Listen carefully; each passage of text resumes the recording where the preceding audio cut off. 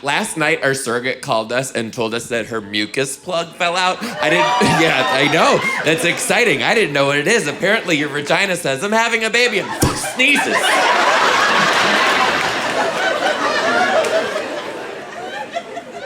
Okay, there's so much about this journey that I was not ready for. First of all, very hard to name a baby when you used to be a teacher, okay?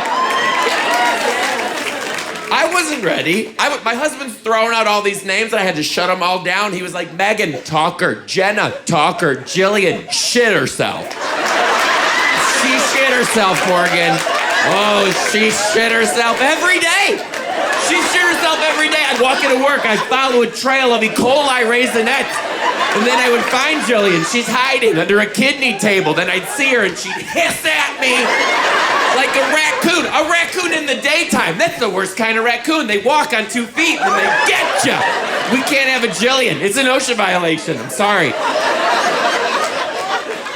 So then he got fed up with me and he goes, well, why don't you just name a list of celebrities? Maybe that'll jog something within us. And I said, Shaka Khan. He hates it. I love it. Because can you picture 2 gay dads with a Shaka Khan? And it's not a French bulldog. It's a real Shaka Khan. I just want a Shaka Khan so I can stand at the parent pickup line after school and yell, Shaka Khan. Shaka Khan, Shaka Khan. She's every woman. Yes. My husband's top 3 names are Mabel, Eloise, and Lois. I was like, oh, I didn't realize we were making a small army of suffragettes. But since we're going historical, let's add another. How's Sacagawea? Lois, does she come with her own days of the week pill tray? Are you kidding me? I feel like I'm gonna be at the hospital holding this baby. I'm gonna have to look at people like, oh, well, that's Lois. Yeah.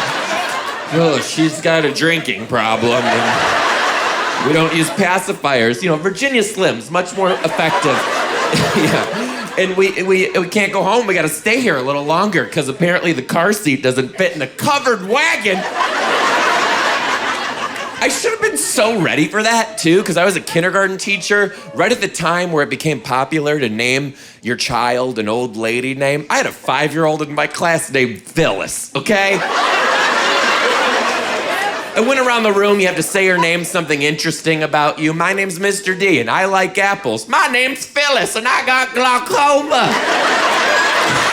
Oh, what'd you bring for snack, Phyllis? Lorazepam again? God, well, thank God you left your cortisone injections at home, Phyllis.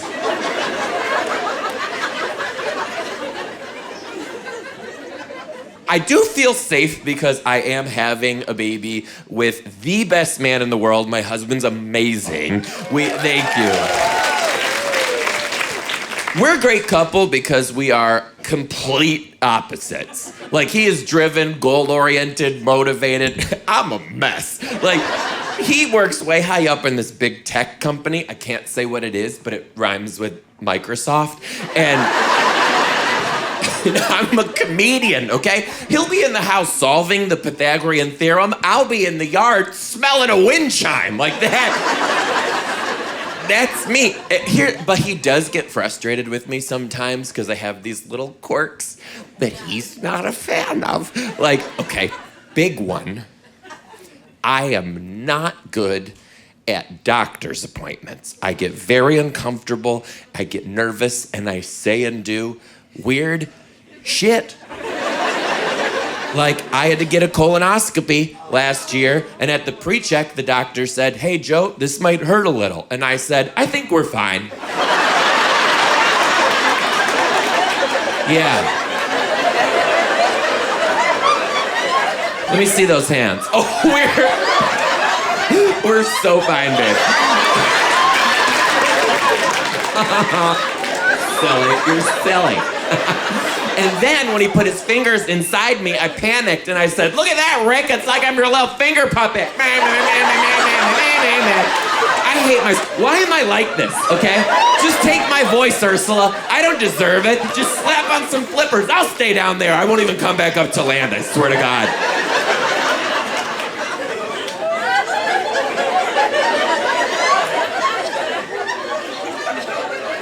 We knew we wanted to have a baby, but we wanted to do things a little bit in order. So the first thing we did is we bought a house. I'm sorry, Morgan bought a house. And we bought a house in this neighborhood where we are the youngest neighbors by about 30 years. And the neighbors cannot figure us out, all right? And we have this one neighbor named Cheryl. She's a real fucking treat. Let me tell you, this bitch will walk her cat. She walks her cat in a full moo-moo, curler's still in, one titty just hanging out the sleeve. Whenever I see it, I roll up my bedroom window, I yell across the street, Cheryl, pick up your areolas! We're in an aquaphor shortage due to tariffs, bitch, get it together!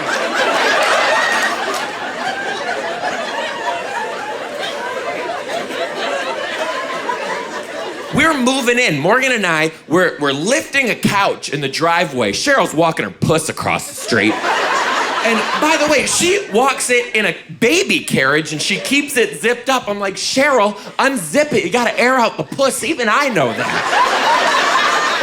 So we're lifting a couch. She's puss walking. And all of a sudden, she stops us and she looks at us and she goes, brothers? I said, I hope not. I said, hi, I'm Joe. This is my husband, Morgan. And Cheryl said, who's the boy one and who's the girl one?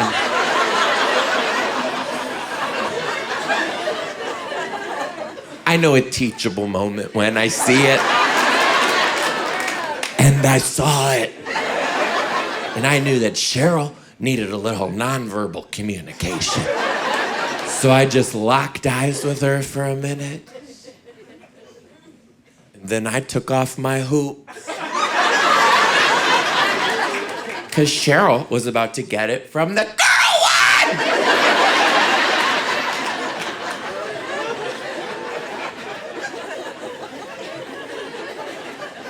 So we got the house, we moved in, and then we knew we wanted to have a baby. We decided we're doing IVF and surrogacy just as the Lord intended it. Morgan planned the entire thing, okay? Because he's one of those guys who can just do everything. He doesn't even have to learn about it or watch a tutorial. He just can do it. Like right now, he's redoing my entire kitchen, and I'm doing my part called watch him. And he, honest to God, he can just do things. I get so frustrated about it. I'm like, Morgan, you can do everything, and I can't do shit. And he'll stop me, and he's like, no, it's okay. We're a team, babe. And I just think that is so nauseating. So he plans our whole baby journey, and out of nowhere, he springs up an appointment with a fertility specialist with us. And I don't know if anybody here has ever done IVF before, but you need to know that all it is about a year or so of doctor's appointments, which means at some point, I'm gonna make this shit real uncomfortable for a lot of people. So we get to our first appointment, and the specialist is showing us the egg bank so we can pick an egg donor. And she's flipping through these profiles, and she says to me, Joe, what kind of women are you into? And then I threw up in my mouth a little. And she said, no, Joe, if you were of heterosexual descent.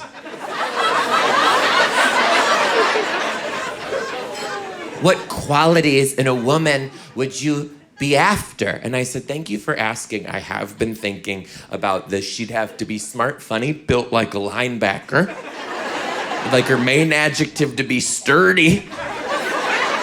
I'd like her to look like the antagonist in Matilda.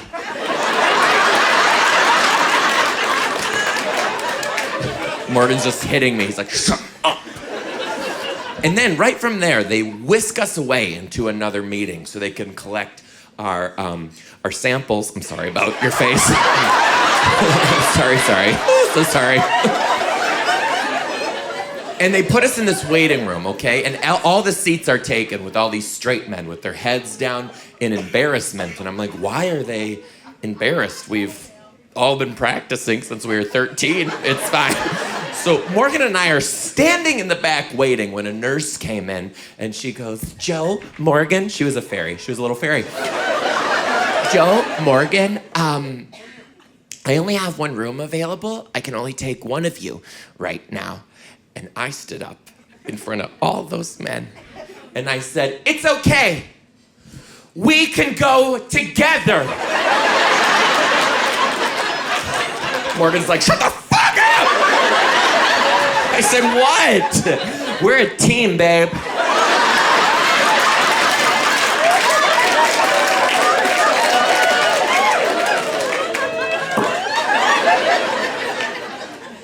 I went first.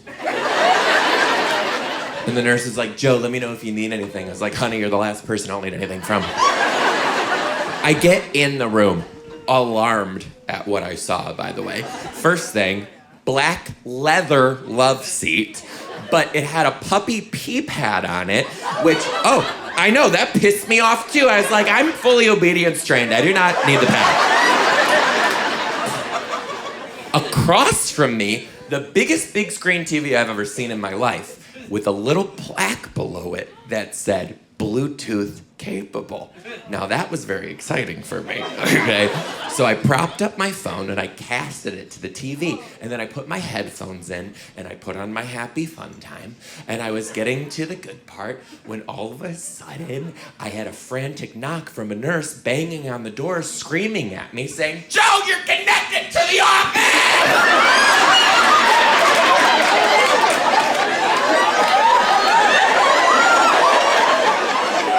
The scream that she scrumped, I'll never forget it. And now that whole office knows what bukkake is. That's on me. I take responsibility for my actions, I do, I really do, okay? So I'm in there, I panicked. Honestly, I've never gone softer, faster, and I disconnected to connect, and I'm like, I don't need the screen, I'm just gonna go phone to brain, direct line.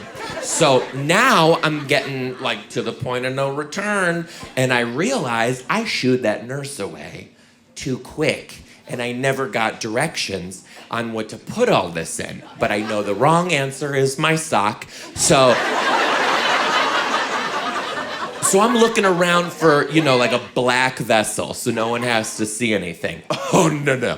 They give you a clear little Dixie cup, so everyone can see just how embarrassing your tiny little load is. So then I do it, and I don't know where to put it, okay? But I'm thinking maybe I'll leave it on the table, and then I'll leave. Because late at night, a nurse will sneak in like a horny little Christmas elf and take it to Santa. No, turns out that's not what you do. You have to take your cup of high fructose corn syrup. You have to walk down a crowded hallway till you get to a tiny little Alice in Wonderland door.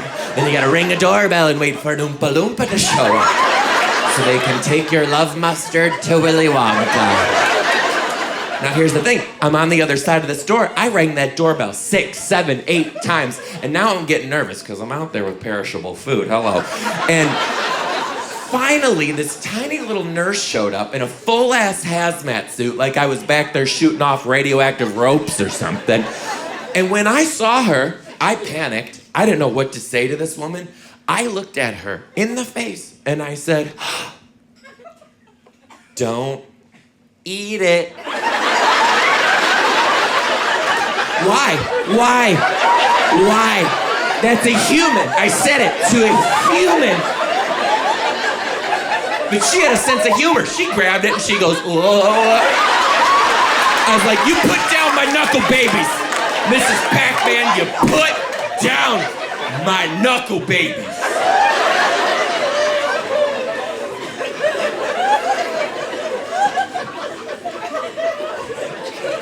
And then she went back to Jizzy Narnia, and I went into the waiting room, and I was waiting for Morgan, okay? And I was waiting like 15 minutes, 20 minutes, 25 minutes, 30 minutes. And I tell you like that so you know I can count by fives. Morgan comes out 30 minutes later, okay? And we start comparing notes. And Morgan was very alarmed to learn that I got full naked in that room.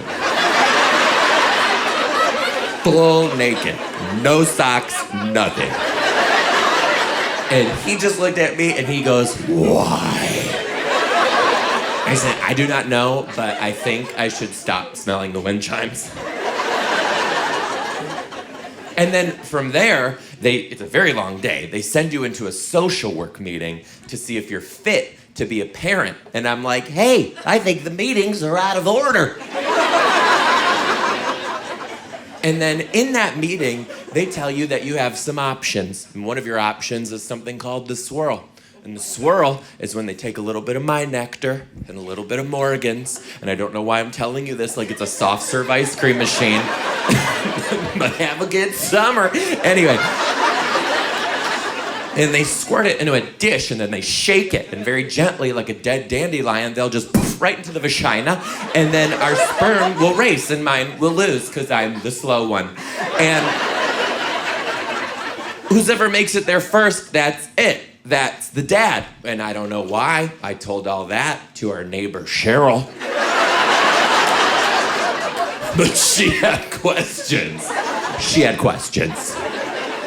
And she goes, but how will you know who's the dad? And I gotta be real with you, I hate that question. Whenever I tell somebody that my husband and I are having a baby, the first thing they ask us is, who's the dad? Who's the dad? And it's a very invasive question. And you don't have to know, because we're both the dad, actually. We're both the dad, and you don't have to know because you'll know. You will know. Because if that baby's mine, he's gonna fly out of that thing just riddled with ADHD. Let me tell you, he's gonna enter the labor delivery room speaking full sentences. For real. He's gonna come out like, hey, you guys, if you look at the top of my head, you can see my heartbeat. Look at. And if it's Morgan's, the doctor's gonna pull him out and be like, oh my God, what's in his hand? A diploma.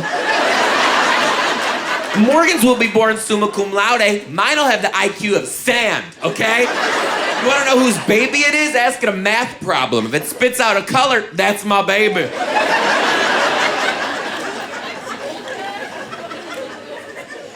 And in these doctor's appointments, I'm telling you what, I am learning so much about so much that I do not know so much about. And I just need to tell you what, I am fascinated by that toothless Venus flytrap that you all have, because that magical mystery box is amazing. I don't want anything to do with it, but it is amazing. Amazing. I've learned so many things. Like, I learned about dilation, which means your vagina just knows that you're gonna have a baby, and she goes, oh.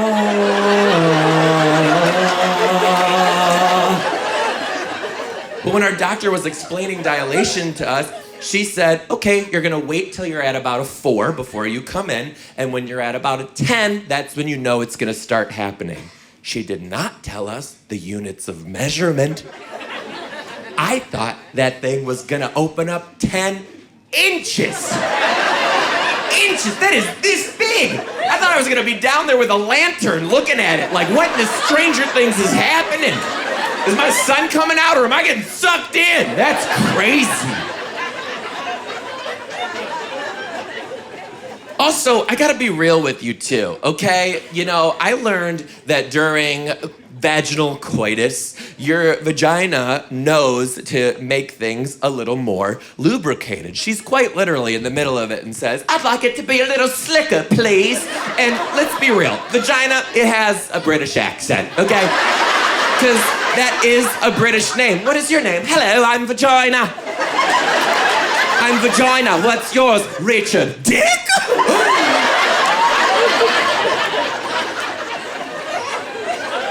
And also, by the way, I don't know if you ladies know how much money I've been spending on a little thing called gun oil, but you have no idea how many bed sheets I have ruined. Meanwhile, your locally sourced organic fuck butter just comes out in the wash, okay? You can all fuck yourselves for that. If you were smart, you'd catch in a bottle and open an Etsy shop. The gays would go crazy.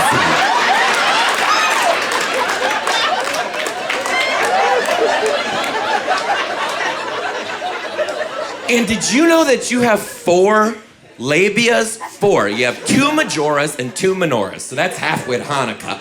And I asked the doctor, I said, why 4? I stumped the bitch, okay? She looked at me and she said, to keep the sand out. I said, who is coming to this clinic? Just a bunch of pilgrims who don't wear panties?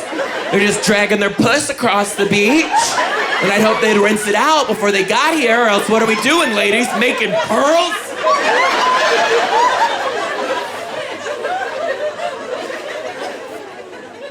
Nobody is more excited for this baby than my mom. Let me tell you, she's through the roof. And it's because I'm an only child, so she's obsessed with me. She calls it love. The doctors call it Munchausen by proxy.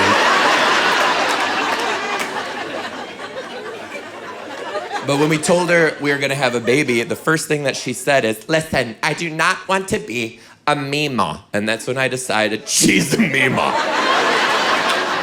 I go, why don't you want to be a Memaw? She said, Memaw is the trashy grandma's name. I said, you have a bedazzled steering wheel.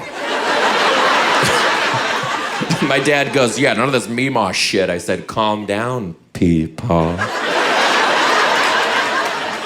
Well, Mom, you don't want to be Memaw. What do you want to be? And she said, I want to be known as grandmother. Grandmother. Okay. Well, the only way this baby's calling her grandmother is if the baby's name is Lois. What, she thinks I'm just birthing the next cast of Bridgerton over here? Like my baby's gonna be watching TV at her house and he's gonna pop up like, grandmother, I shit my britches. I don't know why I sound like vagina. No, my child is going to Memaw's house, okay? And he's gonna cause a ruckus, and she's gonna have to give him a lesson on sharing, and she's gonna look at my kid, and she's gonna say, okay, show me how you share. And my kid will say, if I could turn back down. Oh, Memaw, you stupid bitch. That was share with a CH. You're so heterosexual. I know, I can smell you. Are you guys gay people, or do you just look like that? I do love this look, though. It's this Oregon chic. It's like, are you a lumberjack or are you a butt pirate? We don't know. Are you a homosexual as well? Wow, you really stumped me. Holy shit. Emphasis on stump, right, Butch? He's over here with his chainsaw ready to make an eagle that's just flying away. Christ. Are you guys gay together? You two. All 3 of you? I'm gonna kill myself. I'm committing suit. You're a throuple. Okay, let's get into it. So who was the original couple? You two were. And then how did he come into this? Oh, what was that? Craigslist? Jesus. Do you guys have kids? Stop. You do have kids? So you two have kids. And you are their babysitter?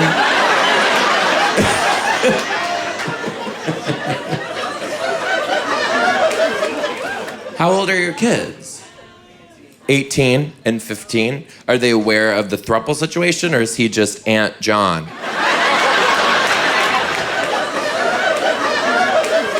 Do I have any lesbians here? Oh. I didn't think they'd be so close. It's crazy. Thank you.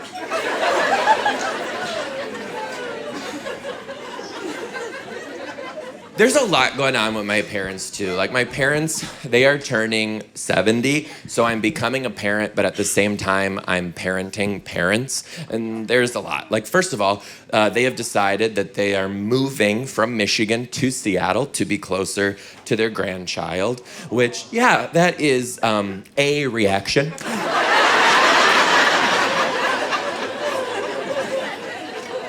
So my mom wanted me to fly to Michigan to help them clear out the basement so they could sell the house. I hadn't seen my mom in 4 months, and when I got there, she was down 47 pounds because she didn't tell me that she was hitting the Ozempic-Wempy. And she hates that I'm telling people that. She goes, Joe, stop lying to your fans. I'm not on Ozempic. I'm on Wegovy. But now she makes us all call her Skinny Fran. And Skinny Fran has unlocked her newest, biggest fear. Skinny Fran is horrified that at any minute she could be human trafficked.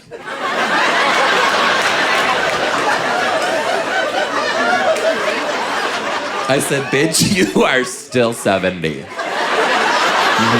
I don't know what you think's gonna happen. You're just gonna be walking the dog one day and a U-Haul's gonna roll up on you, throw you in the back, take you to church so you can make a lasagna for poor people. I don't know, but I'm gonna say unlikely.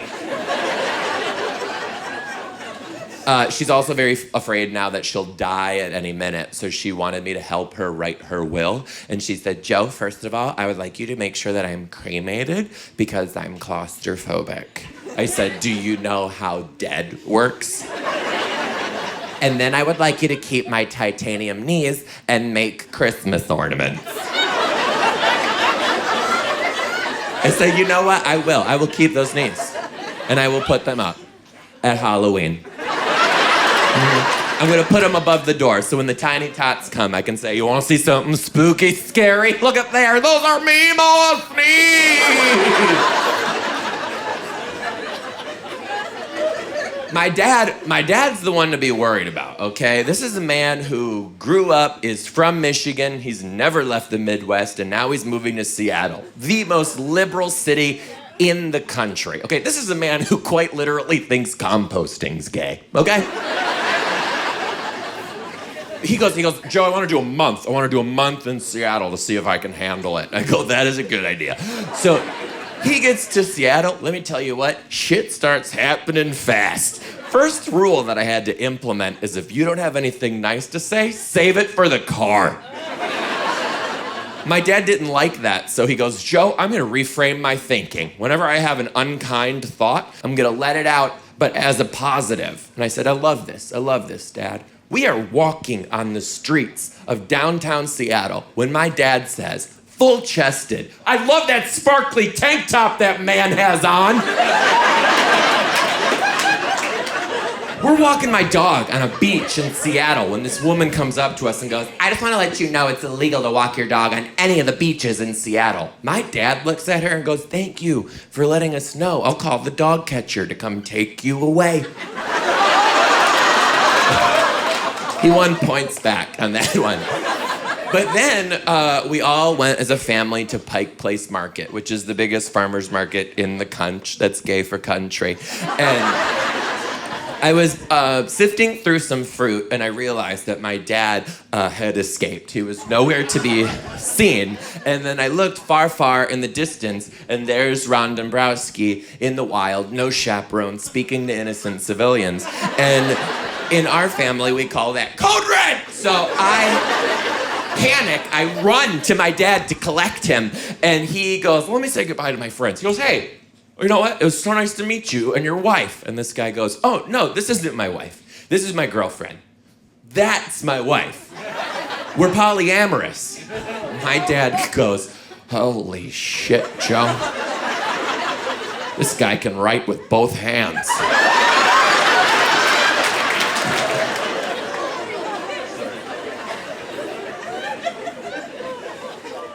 I'm becoming a parent. I can barely read, okay? Honest to God, there are so many times in my adult life where I will see a word and read it in my head, and then I'll say that word out loud for the first time, and it is not that word.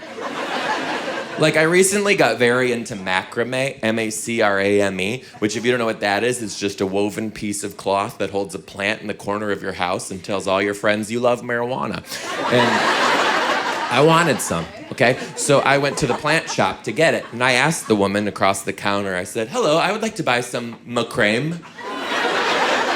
She then spoke to me in a tone that should only be used when writing an IEP reevaluation. This happens all the time. Segways, Seague, canoe. Listen, I used to work in a hospital too, and I was a transporter, so I would take patients from their room down to whatever test they had to go to. And I had a patient who had cancer that I had to take down, and I stopped a nurse somewhere in the hallway, and I said, "Hello, can you point me to oncology?" I had no business working in that hospital. None. I only worked there because my mom was the director of HR, and that is the epitome of nepotism.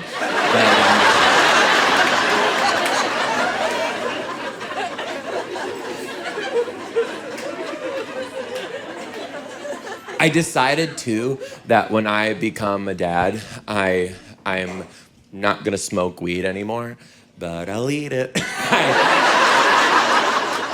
I don't know, I love edibles. If any of you here don't do edibles, edibles are just an Amelia Bedelia story. Right, the first 7 pages, nothing really happens, and then out of nowhere, she's on the moon. Starts rearranging her furniture, talking to her cat, and I can't get enough. Nom, nom, nom, love them. But I would never do edibles and go to work again. I can explain, okay? When I first moved to Seattle, I didn't realize that they can't handle snow. Like, one snowflake falls from the sky and the whole city says, "Shut this shit down!" So I get used to that after some time, okay? And I remember one morning when I was teaching kindergarten, I woke up, I'm brushing my teeth, I look out the window, I see a couple little snowflakes fall from the sky. I say, what a beautiful opportunity for a wake and bake. So I pop me an Eddie Betty, and I sink into my couch. And I'm watching the news, and there's that little ticker tape at the bottom of the news with all the schools that are closed. And it says, this school, no school. That school, no school. Joe's school, 2-hour delay, which is just enough time for an edible to craft a full fucking narrative and sink itself into your brain. Now, I don't know if you've ever taught kindergarten on edibles before. But in case you have not, let me be the one to tell you, it's the same.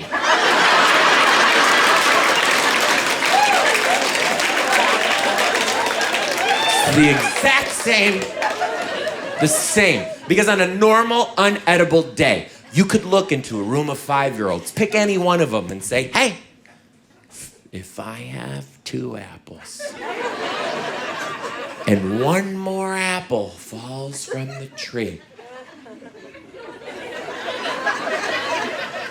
how many apples do I have now?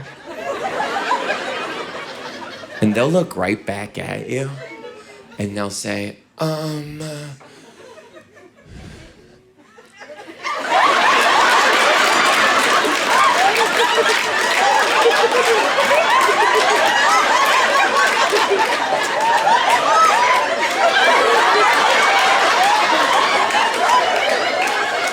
do you have games on your phone?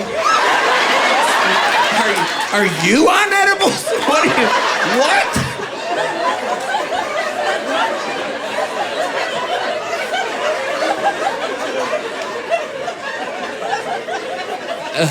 So listen, I was out of sick days, so I went to work. Sue me.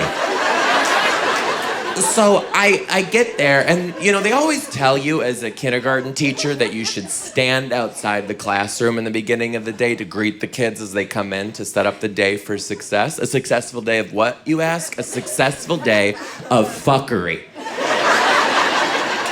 Okay, I'm standing outside the classroom, all right? And I see the first 5 kids enter the building. And right as they turn the hallway, my edible decided to start the journey. And she chimed in and she said, greet the children in an accent. And then they started to run. And I could not pick an accent fast enough. I looked at these kids and I just said, hello! I don't know why I decided to choose Mrs. Doubtfire. It was just like Robin Williams came inside me. It was just, well, that was weird. That was weird. What I did was weird. That was a weird thing. It was a weird way to say it. I'm sorry. I'm sorry.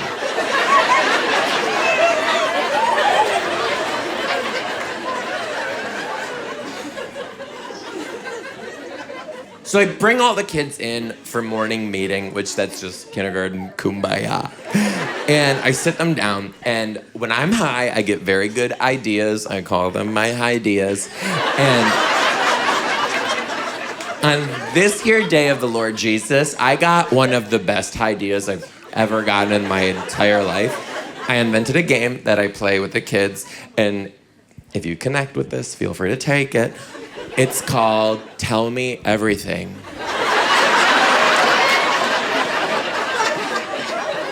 About your parents.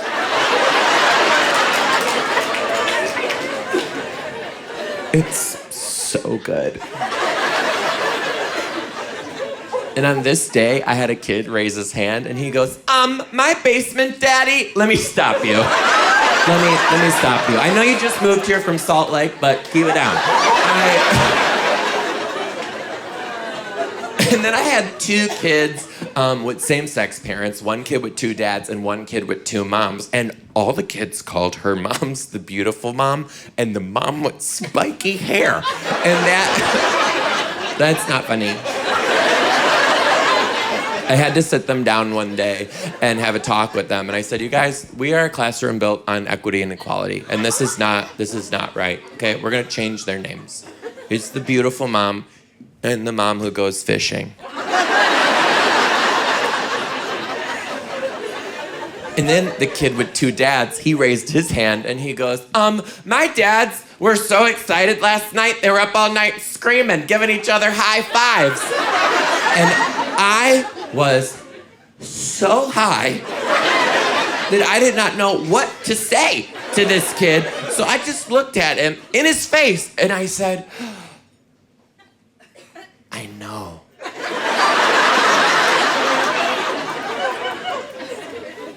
I was there.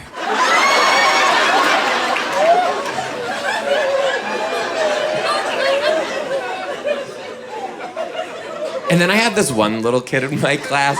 Well, you're not allowed to say if you think the kids are gay, so I never did. I just called them dandelion pickers. And I was pretty sure this kid was, because his name was Leonardo, so we were already halfway there. But, you know, never judge a book by its lisp or whatever. So on the first day of school, I always let the kids choose their nickname for the school year, and Leonardo told us that he wanted his nickname to be Ambiance. And that was hard for me, because I wanted to be Ambiance. But I had so much fun with that nickname, though, because whenever I'd call on him, I'd hype up the class, and I would just say, ladies and gentlemen, get your $1 bills ready. Welcome to the stage, Ambiance. Shwam! But I didn't do the death drop because teacher health insurance is questionable. And he loves scissors. Shout out to the lesbians. Loves scissors. He loves scissors so much that one time he snuck a pair of safety scissors out to recess with him. Recess, or as I call it, the field of no fucks. Which you can abbreviate that, by the way, to the FONF, the FOMF, because apparently you can't say field of no fucks in an email. Who knew? Not me. Anyway, so he's out there at the FOMF, having a FOMFing good time, and he comes back in with 5 of his best girlfriends because, duh. And they were all sporting their brand new asymmetrical mullets. It's like Ambiance and the holograms just waddled up into my class. I did not know what to do, but I knew I had to call his mom. I picked up the phone. She was panicking. She said, no. I go, yes, we have a problem. She goes, he's gay. I go, we have 2 problems. He's bad at it.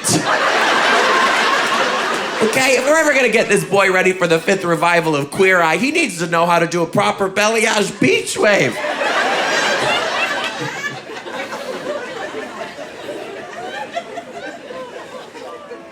Okay, so I'm at morning meeting, high as fuck.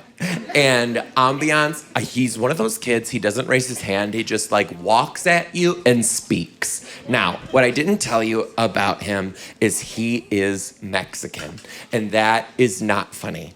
But okay, racism, alive and well in Eugene.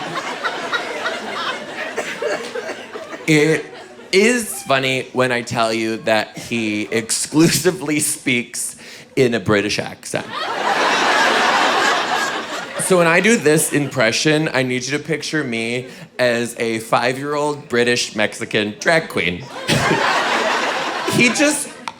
I'm so high, and out of nowhere, he comes up to me and he goes, Mr. D,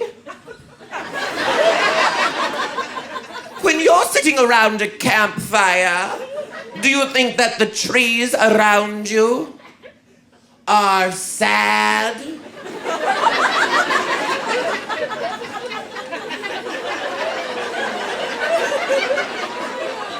And then my edible was like, sail away, sail away, sail away.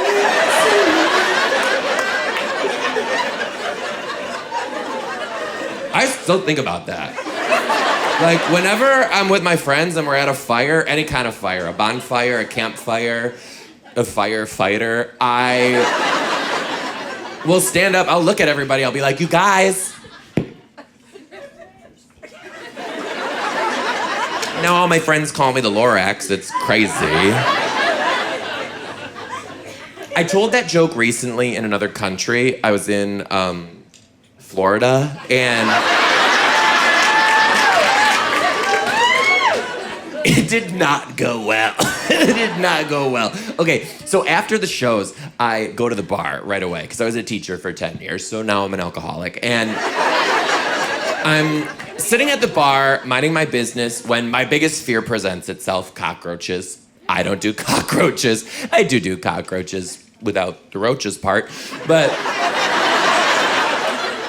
this cockroach runs across the bar, levitates, flies into my face.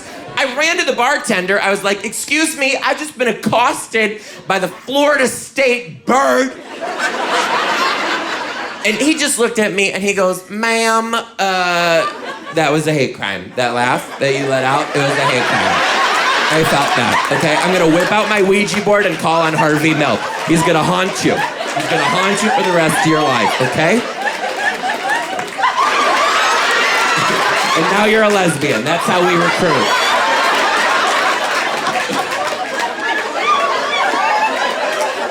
Yeah, shave half your head now, dye the other half purple, get a pair of combat boots. We'll see you in June, bitch. That's your new month.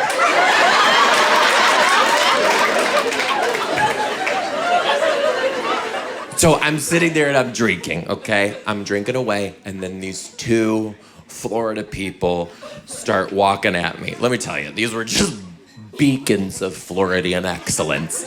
They start coming at me, all 4 teeth collectively, and I didn't catch their names, but for the sake of this story, we'll call them Methany Frankel and Fentiana Rodriguez. And they had just seen the show, and I could tell they wanted to talk to me. And then one of them comes over and she goes, Joe, we just watched your show.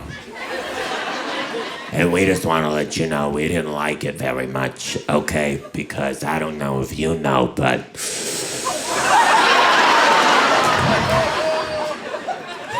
teachers in this country actually are teaching kids to be gay. And I said, Methany. That's crazy. I taught for 10 years. I couldn't even teach and write their name at the top of the page.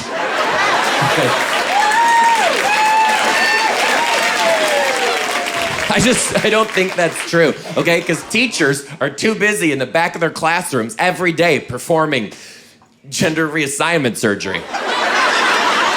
They are, every day. Every day a kid comes up and you have to be like, what's that, Megan? Oh, you want a penis? Well, I'm so sorry.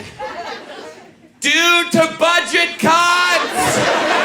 All I have today is this dried up whiteboard marker. So why don't you just shove that in your diaper? We'll call you Samuel. Okay, yeah. Have a good day, Samuel. Don't use the slide. It's not happening. It's not happening, okay? Because if teachers were teaching the kids to be gay, teachers would still teach cursive. Because cursive's just gay language, really. It's just homosexual hieroglyphics, if you ask these guys. It's just, because if you write the letter A in print, you say A. If you write the letter A in cursive, you say A. And if you can read cursive, you're bilingual and you're bisexual, bitch. So you'll see her at Pride.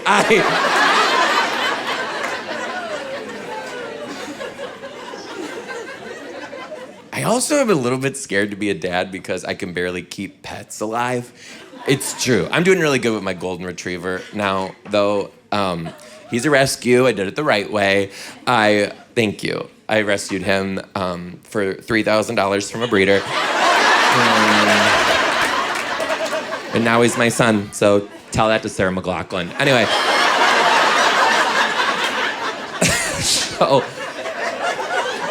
But it all started when I had a class pet rabbit. And that was a huge controversy, too, because I literally had this guy say to me, he was like, I do know that you are teaching the kids to be gay because you have a rabbit. And I said, calm down, Dad. But she lived in my classroom, and her name was Rosie. Rosie the reading rabbit. Oh, I know, I should tell you, this doesn't end well. Yeah, Well, what we'd do is whenever it was silent reading, I'd open her cage and she'd hop around the room. And if she hopped into the kid's lap, then the kids got to read out loud to Rosie, working on their oral reading, which is a wonderful idea in theory. Because what I didn't know is that Rosie was a bitch.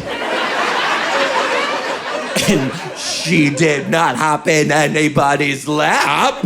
Instead, she would hop next to the kids, stomp her feet, and shit a little shit.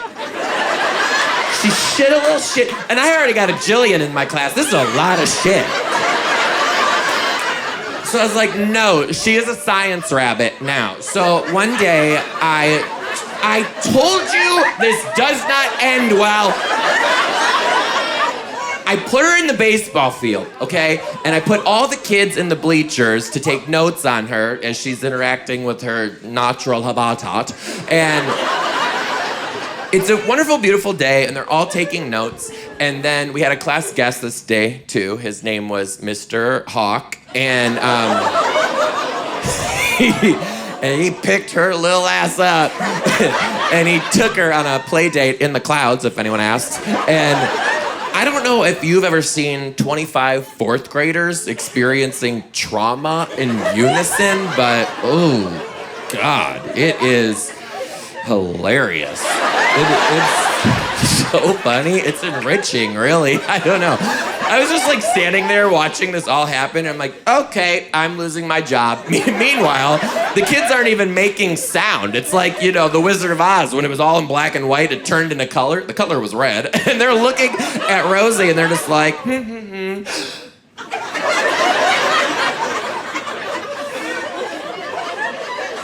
they're screaming. And then this one little asshole kid, he grabbed his notebook and he stood in front of all the other kids. He goes, you guys, it's fine. It's the circle of life. And his name was Ambiance, actually. Eugene, thank you so much for your time. You guys were fantastic. Thank you.